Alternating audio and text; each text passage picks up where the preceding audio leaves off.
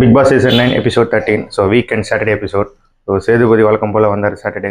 So Friday என்னன்னு காட்டினாரு. Friday வந்து என்னாச்சுன்னா கமருதீன் வந்து ரொம்ப வார்த்தை விட்டார் அப்படின்ற மாதிரி எனக்கு ஃபீல் ஆச்சு.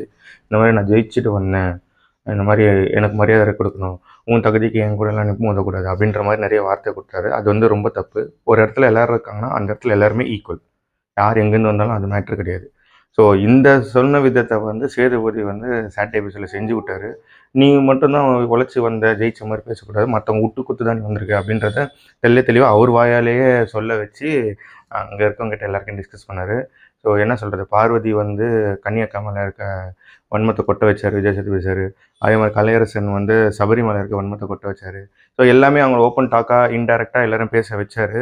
ஸோ யார் வீக்கரு யார் ஸ்ட்ராங்கருன்றதை பிரித்து, நீங்கள் வந்து ஒருத்தருக்கு ஹெல்ப் பண்ணுறீங்கன்னா அவங்க உங்களை மதிக்கலை, இது பண்ணலை, நீங்கள் தான் ஏமாந்து போகிறீங்கன்றதை தெளிவாக எக்ஸ்பிளைன் பண்ணார். அவங்ககிட்ட கொடுத்த டாஸ்க்கை வச்சு.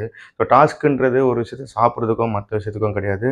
அது வந்து நாமினேஷன் ஃப்ரீன்றது எவ்வளோ சீரியஸாக விளாட்ணுன்றதும் புரிய வச்சார். ஸோ சாட்டர்டே வந்து இந்த மாதிரி தான் போச்சு. ஸோ பெருசாக வந்து எந்த அளவுக்கும் சுவாரஸ்யமாக போகல. பட் ஆனால் இவ்வளோ விஷயம் நடந்தது.